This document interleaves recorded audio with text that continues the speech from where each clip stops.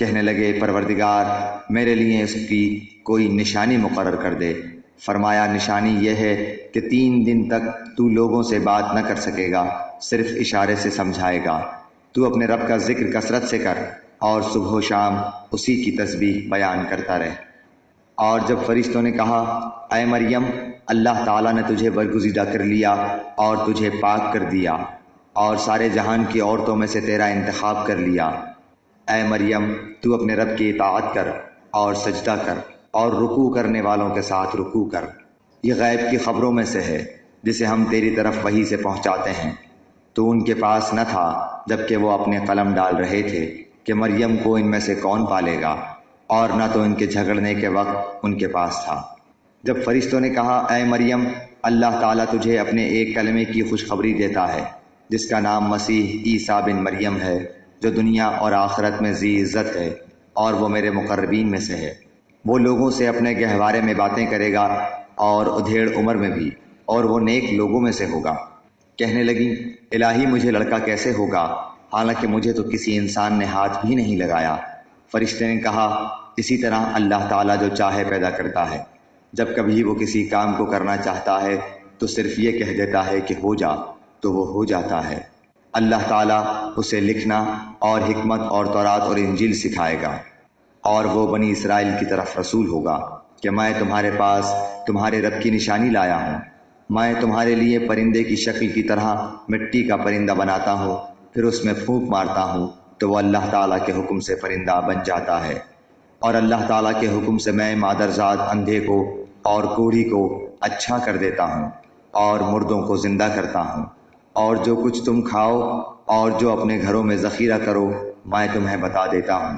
اس میں تمہارے لیے بڑی نشانی ہے اگر تم ایمان لانے والے ہو۔ اور میں تورات کی تصدیق کرنے والا ہوں جو میرے سامنے ہے، اور میں اس لیے آیا ہوں کہ تم پر بعض وہ چیزیں حلال کروں جو تم پر حرام کر دی گئی ہیں۔ اور میں تمہارے پاس تمہارے رب کی نشانی لایا ہوں، اس لیے تم اللہ تعالیٰ سے ڈرو اور میری فرما برداری کرو۔ یقین مانو میرا اور تمہارا رب اللہ ہی ہے، تم سب اسی کی عبادت کرو، یہی سیدھی راہ ہے۔ مگر جب حضرت عیسیٰ علیہ السلام نے ان کا کفر محسوس کر لیا تو کہنے لگے اللہ تعالیٰ کی راہ میں میری مدد کرنے والا کون کون ہے؟ حواریوں نے جواب دیا کہ ہم اللہ تعالیٰ کی راہ کے مددگار ہیں۔ ہم اللہ تعالیٰ پر ایمان لائے اور آپ گواہ رہیے کہ ہم تابعدار ہیں۔ اے ہمارے پالنے والے معبود، ہم تیری اتاری ہوئی وحی پر ایمان لائے اور ہم نے تیرے رسول کی اتباع کی، پس تو ہمیں گواہوں میں لکھ لے۔ اور کافروں نے مکر کیا اور اللہ تعالیٰ نے بھی مکر خفیہ تدبیر کی، اور اللہ تعالیٰ سب خفیہ تدبیر کرنے والوں سے بہتر ہے۔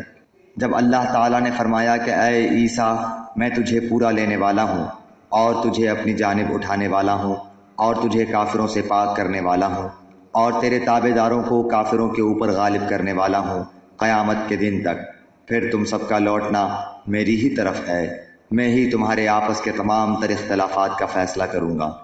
پھر کافروں کو تو میں دنیا اور آخرت میں سخت تر عذاب دوں گا اور ان کا کوئی مددگار نہ ہوگا، لیکن ایمان والوں اور نیک اعمال والوں کو اللہ تعالیٰ ان کا ثواب پورا پورا دے گا، اور اللہ تعالیٰ ظالموں سے محبت نہیں کرتا۔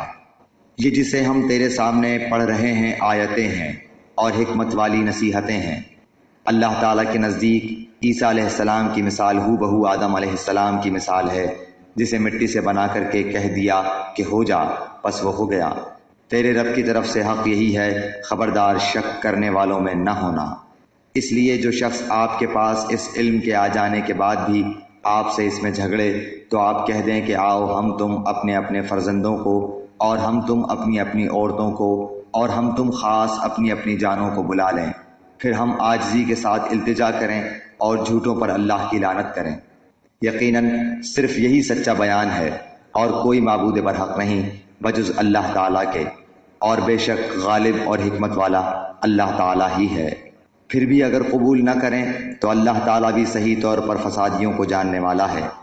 آپ کہہ دیجئے کہ اے اہل کتاب، ایسی انصاف والی بات کی طرف آؤ جو ہم میں تم میں برابر ہے کہ ہم اللہ تعالیٰ کے سوا کسی کی عبادت نہ کریں، نہ اس کے ساتھ کسی کو شریک بنائیں، نہ اللہ تعالیٰ کو چھوڑ کر آپس میں ایک دوسرے کو ہی رب بنائیں۔ بس اگر وہ منہ پھیر لیں تو تم کہہ دو کہ گواہ رہو ہم تو مسلمان ہیں۔ اے اہل کتاب، تم ابراہیم کی بابت کیوں جھگڑتے ہو، حالانکہ تورات و انجیل تو ان کے بعد نازل کی گئیں؟ کیا تم پھر بھی نہیں سمجھتے؟ سنو، تم لوگ اس میں جھگڑ چکے جس کا تمہیں علم تھا، پھر اب اس بات میں کیوں جھگڑتے ہو جس کا تمہیں علم ہی نہیں؟ اور اللہ تعالیٰ جانتا ہے اور تم نہیں جانتے۔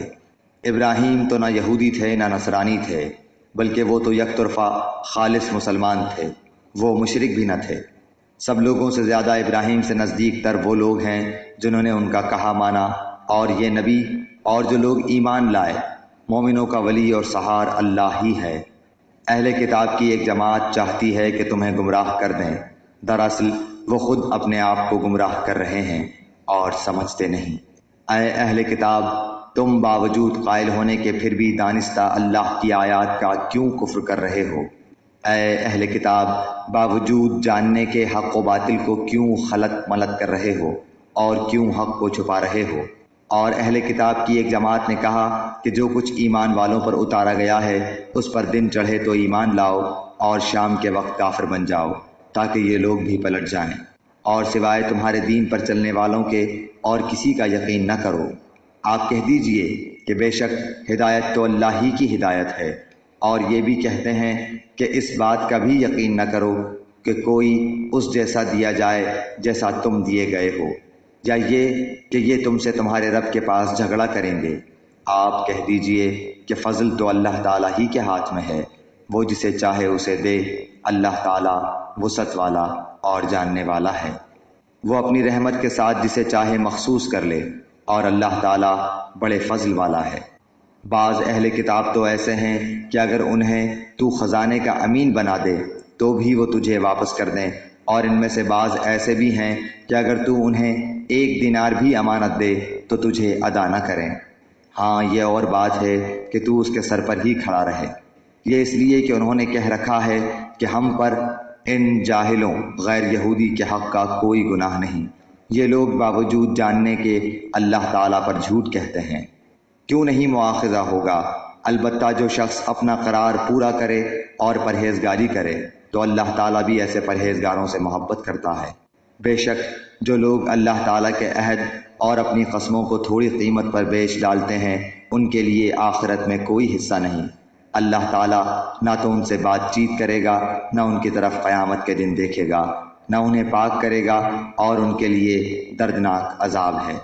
یقیناً ان میں ایسا گروہ بھی ہے جو کتاب پڑھتے ہوئے اپنی زبان مروڑتا ہے تاکہ تم اسے کتاب ہی کی عبارت خیال کرو، حالانکہ دراصل وہ کتاب میں سے نہیں، اور یہ کہتے بھی ہیں کہ وہ اللہ تعالیٰ کی طرف سے ہے، حالانکہ دراصل وہ اللہ تعالیٰ کی طرف سے نہیں، وہ تو دانستہ اللہ تعالیٰ پر جھوٹ بولتے ہیں۔ کسی ایسے انسان کو جسے اللہ تعالیٰ کتاب و حکمت اور نبوت دے یہ لائق نہیں کہ پھر بھی وہ لوگوں سے کہے کہ تم اللہ تعالیٰ کو چھوڑ کر میرے بندے بن جاؤ، بلکہ وہ تو کہے گا کہ تم سب رب کے ہو جاؤ، تمہارے کتاب سکھانے کے باعث اور تمہارے کتاب پڑھنے کے سبب۔ اور یہ نہیں ہو سکتا کہ وہ تمہیں فرشتوں اور نبیوں کو رب بنا لینے کا حکم کرے۔ کیا وہ تمہارے مسلمان ہونے کے بعد بھی تمہیں کفر کا حکم دے گا؟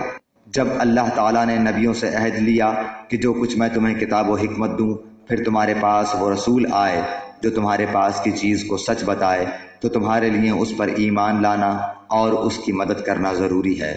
فرمایا کہ تم اس کے اقراری ہو اور اس پر میرا ذمہ لے رہے ہو۔ سب نے کہا کہ ہمیں اقرار ہے۔ فرمایا تو اب گواہ رہو اور خود میں بھی تمہارے ساتھ گواہوں میں ہوں۔ پس اس کے بعد بھی جو پلٹ جائیں وہ یقیناً پورے نافرمان ہیں۔ کیا وہ اللہ تعالیٰ کے دین کے سوا اور دین کی تلاش میں ہیں؟ حالانکہ تمام آسمانوں والے اور سب زمین والے اللہ تعالیٰ ہی کے فرما بردار ہیں، خوشی سے ہوں یا ناخوشی سے، سب اسی کی طرف لوٹائے جائیں گے۔ آپ کہہ دیجئے کہ ہم اللہ تعالیٰ پر اور جو کچھ ہم پر اتارا گیا ہے اور جو کچھ ابراہیم علیہ السلام اور اسماعیل علیہ السلام اور یعقوب علیہ السلام اور ان کی اولاد پر اتارا گیا، اور جو کچھ موسیٰ و عیسیٰ علیہ السلام اور دوسرے انبیاء علیہ السلام اللہ تعالیٰ کی طرف سے دیے گئے، ان سب پر ایمان لائے۔ ہم ان میں سے کسی کے درمیان فرق نہیں کرتے، اور ہم اللہ تعالیٰ کے فرما بردار ہیں۔